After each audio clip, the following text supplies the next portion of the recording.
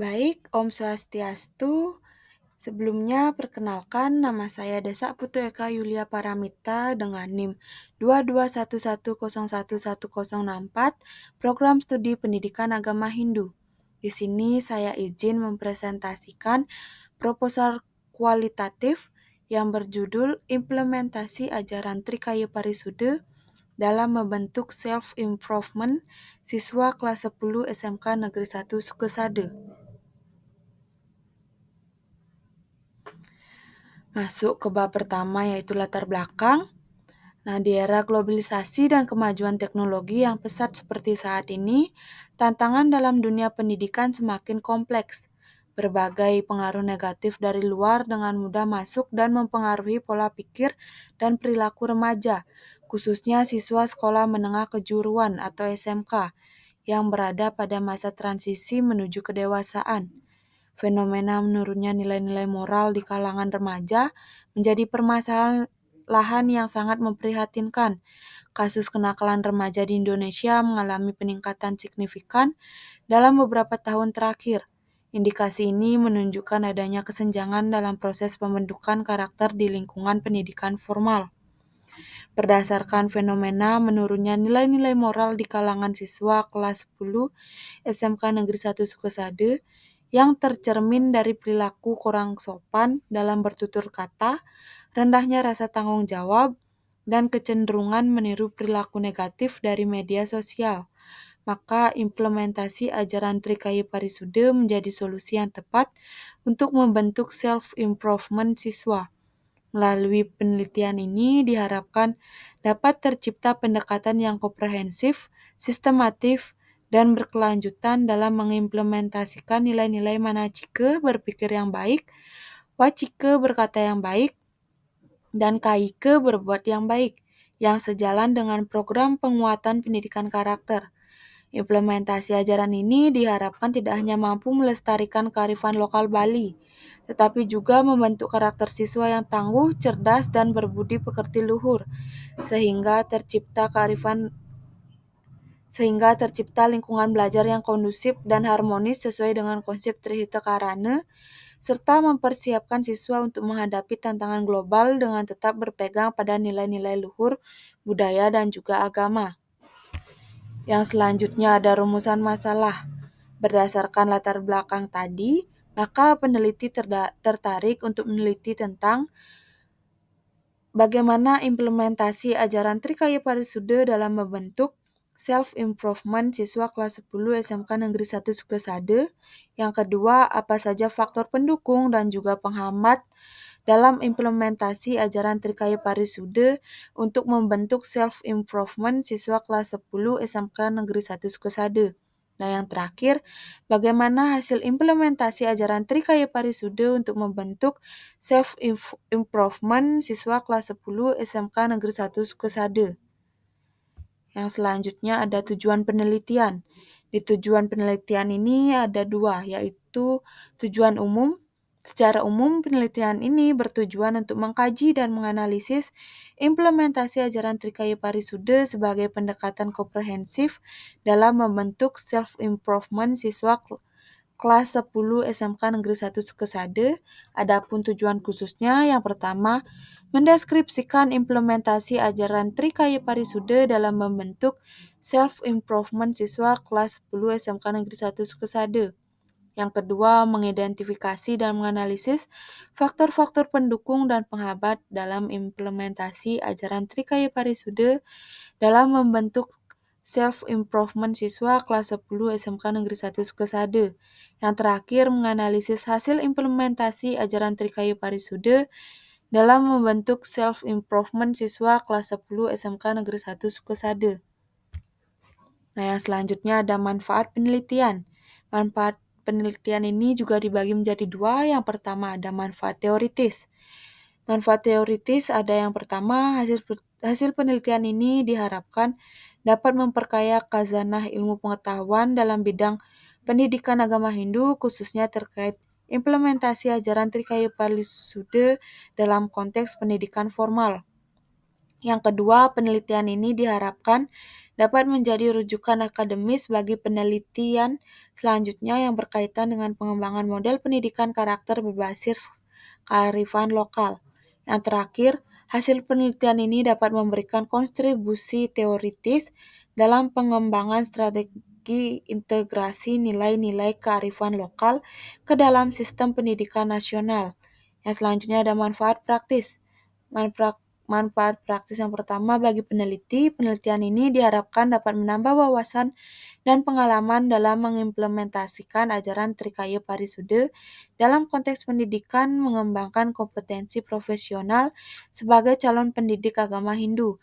Yang kedua bagi siswa, penelitian ini diharapkan dapat meningkatkan kesadaran akan pentingnya pengembangan diri secara holistik melalui implementasi ajaran Trikaya Parisude, memfasilitasi pembentukan karakter positif yang selaras dengan nilai-nilai luhur budaya dan agama, meningkatkan kualitas self-improvement siswa dalam aspek intelektual, emosional, spiritual, dan sosial. Nah, bagi guru, hasil penelitian ini dapat memberikan referensi dan alternatif strategi dalam mengintegrasikan nilai-nilai kearifan lokal dalam pembelajaran, memperkaya metode dan pendekatan dalam pembentukan karakter peserta didik. Yang terakhir bagi sekolah, hasil penelitian ini dapat menjadi masukan bagi pengembangan program pendidikan karakter berbasis kearifan lokal di SMK Negeri 1 Sukosade, membantu sekolah dalam mewujudkan visi dan misi pendidikan yang berorientasi pada pembentukan karakter peserta didik yang berakhlak mulia, memperkuat identitas sekolah sebagai lembaga pendidikan yang menjunjung tinggi nilai-nilai kearifan lokal. Nah, masuk ke bab 2, yang pertama ada kajian pustaka. Kajian yang diambil dari beberapa penelitian terdahulu yang memuat tentang topik penelitian yang sama. Yang pertama dari Nimade Arini dan kawan-kawan 2024 dalam penelitiannya yang berjudul Strategi Guru Agama Hindu dalam Meningkatkan Etika Siswa Melalui Ajaran Trikaya Parisude di SD nomor 38 Mataram. Yang kedua ada Ketut Radharani 2024 dalam penelitiannya yang berjudul Peranan Guru Agama Hindu dalam Pelaksanaan Ajaran Trikaya Parisude pada Siswa Kelas 11 Akuntansi.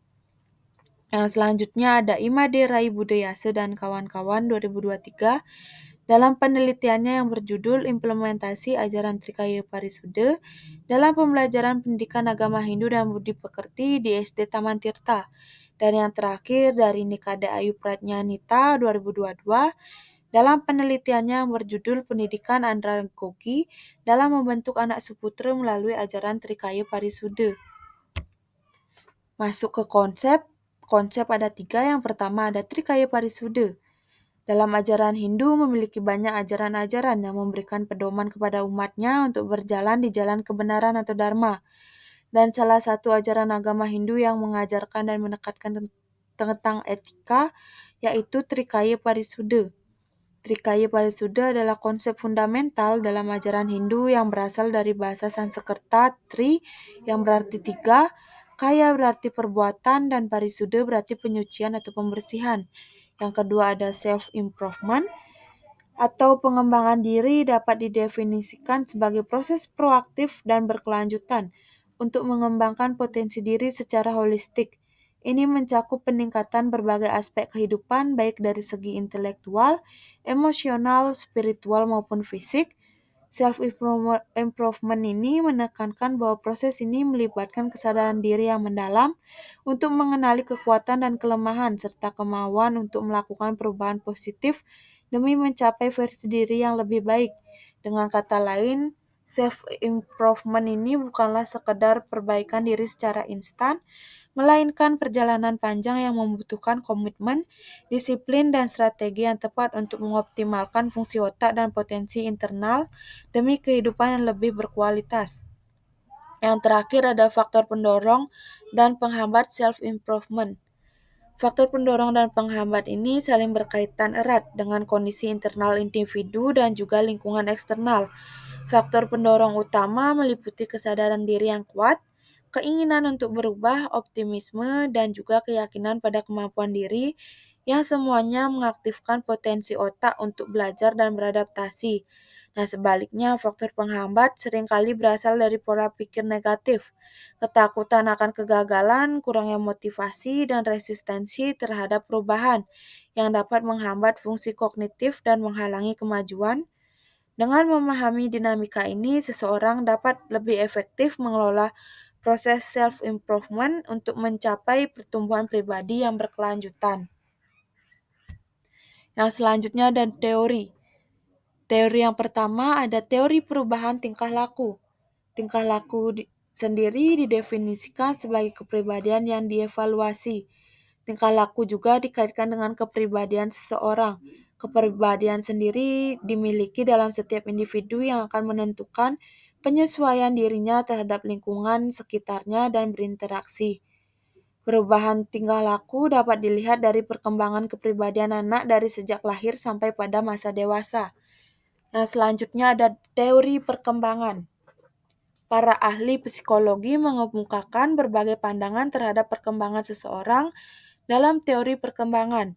Perkembangan pribadi sesungguhnya adalah hasil proses kerjasama kedua faktor, baik internal maupun faktor eksternal. Tiap pribadi adalah hasil konvergensi faktor-faktor internal dan juga eksternal. Yang selanjutnya ada jenis dan pendekatan penelitian. Yang pertama ada jenis penelitian. Jenis penelitian yang digunakan adalah penelitian kualitatif. Melakukan penelitian kualitatif dalam dunia keilmuan menurut Sugiono menjelaskan bahwa metode penelitian kualitatif ialah sebuah metode yang dipergunakan untuk meneliti pada kondisi objek yang alamiah. Dalam penelitian kualitatif sendiri, peneliti dikatakan sebagai instrumen kunci, kemudian pengumpulan datanya menggunakan teknik gabungan atau triangulasi. Penelitian kualitatif menggunakan analisis data yang bersifat induktif serta hasil penelitiannya lebih menekankan pada makna daripada generalisasi. Selanjutnya ada pendekatan penelitian. Pendekatan penelitian yaitu suatu pendekatan yang dapat dikatakan sebagai pendekatan investigasi, di mana peneliti mengumpulkan data melalui berinteraksi dan bertemu langsung dengan orang-orang di lokasi penelitian. Nah, pada penelitian ini, pendekatan yang digunakan adalah pendekatan kualitatif karena semua data yang diperoleh peneliti dalam bentuk hasil wawancara, observasi, serta dokumen yang mendukung. Selanjutnya, jenis dan sumber data. Jenis data penelitian pada penelitian ini adalah data kualitatif.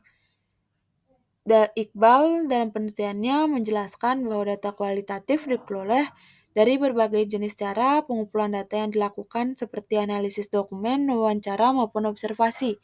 Sumber data penelitian sangat berperan penting dalam sebuah penelitian. Data terlebih dahulu perlu adanya pengelompokan sebelum digunakan dalam analisis data. Data yang pertama ada data primer yang didefinisikan sebagai data asli atau utama, di mana dalam pengumpulannya didapatkan langsung dari lapangan. Dan selanjutnya ada data sekunder, data yang diperoleh peneliti yang berasal dari sumber-sumber lain yang telah ada seperti buku yang ada di perpustakaan atau skripsi dan lain sebagainya. Selanjutnya objek dan subjek penelitian. Objek penelitian adalah himpunan elemen yang dapat berupa orang, organisasi, atau barang yang akan diteliti, kemudian dipertegas. Adapun objek penelitian dalam penelitian ini adalah siswa kelas 10 SMK Negeri 1 Sukesade. Adapun subjek penelitian yang merupakan suatu hal yang dijadikan sebuah sumber data. Dalam penelitian ini yang menjadi subjek penelitian adalah kepala sekolah, guru agama Hindu, guru BK, dan akademisi di bidang pendidikan agama Hindu. Adapun pemilihan subjek penelitian ini didasari pada kepala sekolah dipilih karena mengetahui mengenai sistem pembelajaran. Guru agama Hindu dipilih karena mengetahui mengenai sikap dan kondisi siswa di kelas. Guru BK dipilih karena mengetahui mengenai permasalahan karakter siswa. Yang selanjutnya ada teknik penentuan informal. Penelitian ini menggunakan teknik purposive sampling. Teknik purposive sampling yang dilakukan dengan cara mengambil atau memilih orang-orang terpilih betul menurut ciri-ciri spesifik yang dimiliki oleh informan itu. Informan atau sampel ini dipilih secara cermat hingga relevan dengan desain penelitian. Penelitian ini akan berusaha agar dalam sampel ini terdapat wakil-wakil dari segala lapisan populasi. Penelitian ini hanya diambil beberapa orang guru yang dijadikan informan, di antaranya kepala sekolah, guru agama Hindu, guru BK, bagian kesiswaan, serta beberapa siswa. Yang selanjutnya ada metode pengumpulan data. Yang pertama ada teknik observasi.